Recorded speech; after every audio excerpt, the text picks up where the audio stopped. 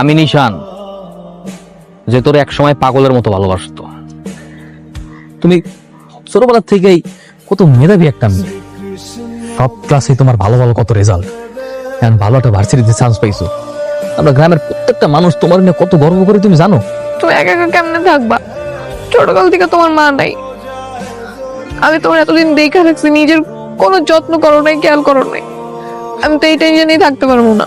শোনো, নিজের যত্ন করবা, সুন্দর করে খাওয়া দাওয়া করবা, ঠিকঠাক মতো চলবা, বুঝছো? তোরে কিন্তু দায়িত্ব দিতেছি, ওরে দেখা রাখবি।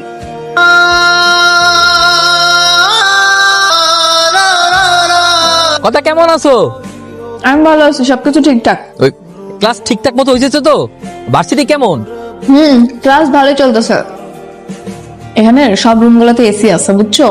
তারপরে সিনেমা হলের মতো বড় প্রজেক্টরে দেখায়। আর এখানকার পোলাপেন গুলা যা স্টাইলিশ, ইংলিশ বাংলা মিলে কথা বলে। এই যে তোমার দেখা কিন্তু আমার ভালো লাগে নাই, এটা সত্যি কথা কইলাম। তুমি আগের চেয়ে অনেক শুকাই গেছো। এই বার্গার টার্গার খেলে কিন্তু হবে না। আচ্ছা, আর কোনো সমস্যা টমস্যা হলে জানাইও। কি ব্যাপার, ভার্সিটি কেমন যাচ্ছে? সবকিছু ঠিকঠাক? আমি যখন ভার্সিটিতে ঢুকি আবার বের হই, তখন সবাই কেমন করে যেন আমাকে দেখে হাসে, বুঝি না কেন। তুমি একটা প্রাইভেট ইউনিভার্সিটিতে পড়াশোনা করছো, অথচ তোমার ড্রেস আপ দেখো। এইরকম ড্রেস আপ দেখলে তারা হাসাহাসিও করবে, তোমাকে খ্যাত বলবে। এই ধরনের ইউনিভার্সিটিতে পড়তে হলে একটু স্মার্টলি চলাফেরা করতে হয়, তাহলে একটু হাসাহাসিও করবে না, খ্যাত বলবে না। তুমি একটা কাজ করতে পারো, আগামীকাল তুমি আমার সাথে শপিং এ চলো। ইউনিভার্সিটির জন্য যে ধরনের ড্রেস প্রয়োজন, আমি তোমাকে সেগুলো কেনার জন্য হেল্প করবো। আমার কাছে তো এখন তো টাকা নেই। কোনো সমস্যা নেই, তুমি আমার কাছ থেকে ধার নিয়ে নিও, পরে তোমার হাতে টাকা হলে আমাকে দিয়ে দিও। আচ্ছা, ঠিক আছে।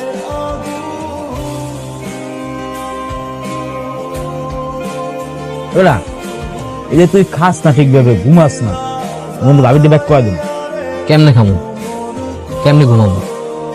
তুই তো জানোস ওরা সাথে একটা দিনে ভালো থাকতে পারতাম না।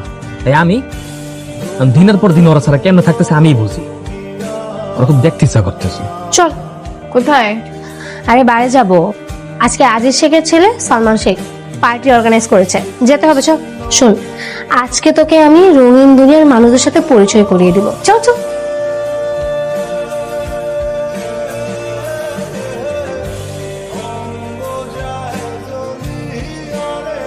হ্যালো। কথা কি ব্যাপার বলো তো? তোমার এতগুলা কল দিলাম, একটা করে ধরলো না কেন? ওই ঘুমায় গেছিলাম আর কি, তাড়াতাড়ি। এত বেশি ঘুম দিছো যে আমরা এতগুলা কল দিছি, একটা বড় ঘুম ভাঙে নাই বা একটা কল ব্যাক দেওয়ার পর্যন্ত সময় পাও নাই, এত ব্যস্ত হয়ে গেছো তুমি। তোমার কি আমাকে সন্দেহ হয়? আমি যে তোমাকে বলতেছি, তুমি বিশ্বাস করতেছো? আরে না, সন্দেহ করবো কেন, এমনি জিজ্ঞাসা করলাম আর কি। ফোন রাখো। তুমি কি রাগ করছো নাকি? জানি না। আমি বুঝতে পারছি, ভুল হয়ে গেছে। সরি সরি জান। তোর পরিবর্তন দেখে না খুব ভালোই লাগছে। আর ওয়েস্টার্ন পরলে তো বোঝাই যায় না যে তুই আগে একটা খ্যাত ছিলি। আচ্ছা, সেই দিন যে তোকে বাড়ি নিয়ে গেলাম, কেমন লাগলো তোর? আমার তো ভালোই লাগছে। আমার এত হাসি পাচ্ছিল দিন যা হচ্ছিল ভাই। তুই তো ড্রিঙ্কসই করতে পারিস না ঠিকঠাক মতো, কি লাভ কি? শিখে ফেলবো। আজকে 6টা মাস হয়ে গেছে গা, ঢাকায় গেছে। প্রথম প্রথম ঠিকঠাক মতো কথাবার্তা হইতো, এমন ওরকম করে কথাবার্তা হয় না। মাঝখানে কইছিল পরীক্ষার পরে গ্রামে আইব, এমন কইতেছে না, ডাইরেক্ট ফাইনাল পরীক্ষার পরে আইব। কেমন জানি চেঞ্জ হয়ে গেছে বেটা। কল দে, আমি ভাবিরে বুঝাই কইতাছি। আরে কেমনে বুঝাই কবি? 2 দিন যাবত আমার ফোনই ধরতেছে না। আরে ঢাকা শহরে গেছে না, অনেক তো পড়ালার মেলা প্রেসার। তুই মন খারাপ করিস না।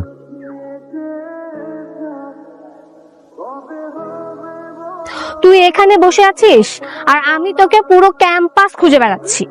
কি হয়েছে, তুই কাঁদছিস কেন? ফেল করছি। আরে চিল, ভার্সিটিতে না ফেল করাটা খুবই স্বাভাবিক, এটা কোনো ব্যাপার হলো? নর্মাল বিষয়। এখন এক্সট্রা সেমিস্টার ফি দেওয়া লাগবে, এতগুলো টাকা আমি কোত্থেকে ম্যানেজ করব? আব্বাকে বললে আব্বা অনেক কষ্ট পাবে, কখনো টাকা দিবে না। আরে তুই প্যারা নিচ্ছিস শুধু শুধু। এই সামান্য কয়েকটা টাকা ম্যানেজ করা কি কোনো ব্যাপার হলো? কি বলতেছিস? সামান্য টাকা মানে কি? 60,000 টাকা। তুই প্যারা নিস না তো। আচ্ছা, তুই কি ইয়াশ চৌধুরীকে চিনিস? হ্যাঁ। আমি ওনাকে ফোন করে দিব, তুই রাতে গিয়ে ওনার সাথে মিট করিস, উনি টাকা দিয়ে দিবে। কি যেন নাম তোমার? জি কথা। কথা।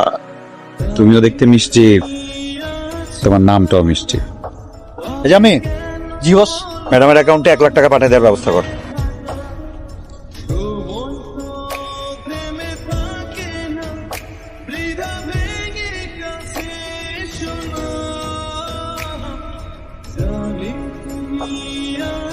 এটা কান্নাকাটি করার কি আছে?